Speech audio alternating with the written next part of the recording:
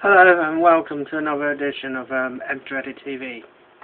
Yesterday, Barack Obama was inaugurated officially into the White House. Now, the official story would tell you that he's the first African American elected President of the United States of America. And my goodness, what a turnout it was. Millions of people turned out to see this in Washington, around the mall and places like that, to see him get inaugurated. And then he went down on the parade towards the White House and did all kinds of formal stuff they do. However, what I find disturbing about Barack Obama is not the colour of his skin, obviously. Obviously not about his looks or anything like that, but about this cult of personality that seems to be surrounded by him, perpetuated by the mainstream media. You see, the problem is, usually when a new president is elected, or a new leader, the media tends to have arguments for and against this person. Now obviously it's his first day, you've got to give him a little chance, but there's something that disturbs me about this, is his cult of personality that seems to surround Barack Obama. He can do no wrong, sort of thing. You see, what I'm concerned about is that we could be seeing something rather sinister in development of this. Not so much Barack Obama himself, but his backroom boys and girls. And particularly with reference to Joe Biden Jr., his vice president, and his still not officially declared Secretary of State, Hillary Clinton. Those two figures I wouldn't trust to run a market stall, for various reasons. Hillary Clinton, that's it. I wouldn't even allow Clinton anywhere near power at the moment. Regarding the sleaze and the rather nasty allegations being placed against them over many years, Whitewater, etc., etc. I could go on forever about it.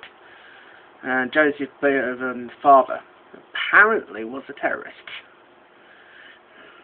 Now, I'm not sure about the details, but apparently he worked for the gun, I can't pronounce it properly, Iron Gun gang in Israel, which caused a lot of deaths of innocent people during the 1940s. We shouldn't waste the sins of the father towards the son, but that sort of link makes me a little uncomfortable, to say the least. With regards to Barack Obama himself, this cult of personality, this rather uncritical media, I find very disturbing. It has disturbing historical connotations. The cult of personality towards political leaders should be dealt with the utmost suspicion, in my opinion. We should be very wary, and we should be very careful. I mean, I am desperate to say yes, the struggle for African Americans has now come to an end. They've had segregation, they've had, before then, in the earlier centuries, they've had to put up with appalling slavery and servitude towards their white masters. They've had to put up with absolutely appalling treatment by the police in Southern America, in Southern United States in particular.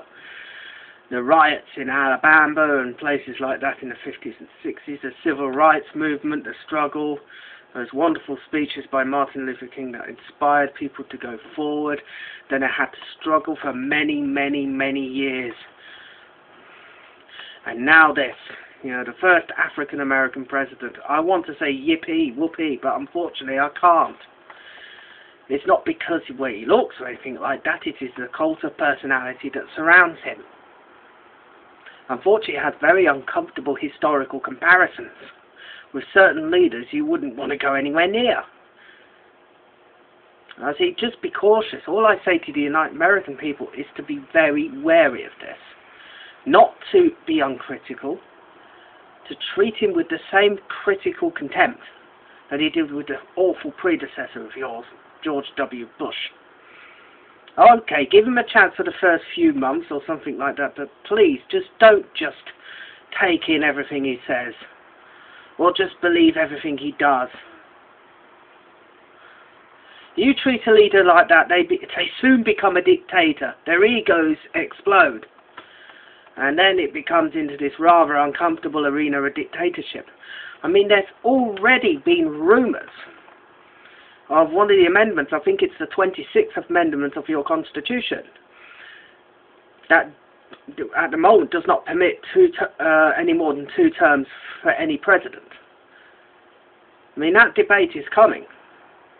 My advice to the American people is to completely oppose it, in order just to keep everything reined in.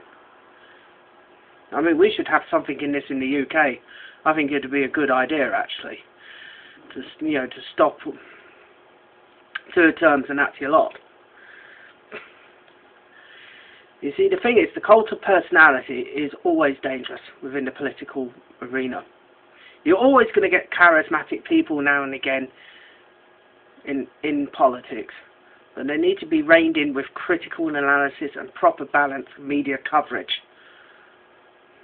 or else it just becomes crazy. I mean, look at Fox News during the time of the reign of George W. Bush. I mean, this is the example that we should not be following. They called themselves Fair and Balanced, which is just about the most hilarious sort of label you could put on Fox News channel like that, or a phony news channel, as I like to call it. But the problem is, now I'm seeing all this uncritical media coverage of Barack Obama. It's totally biased, and that I find very disturbing, and should be looked with worry, quite frankly. Of course, I've got to wait for the next few months to see what his policies is, how is it going to affect us internationally, and of course having a sort of an outside look at what's going to happen, how is it going to affect people domestically in the United States. I mean, it is too early, but there's something in me that worries me about this cult of personality within politics. It should be always treated with great suspicion. When the media are one-sided about this guy, most of them, the mainstream media, when you see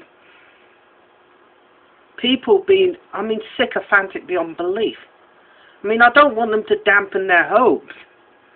It's just you need to step back and face the reality and analyse things a bit better and interpret things. That's all I ask of the American people and people all over the world. Stop being totally uncritical and blind to this guy. And you know, be critical. Make checks. Balance and checks is something that governments do have to have, or else they end up becoming dictatorships. And then you're almost forced to, as a member of the public, to worship this person uncritically. And that is a very dangerous road indeed to go down on, and something that is best to be avoided. Because history has taught us that this sort of thing can lead to absolute catastrophe for humanity. So I wish you well. I hope you're all okay. Until next time, see you around.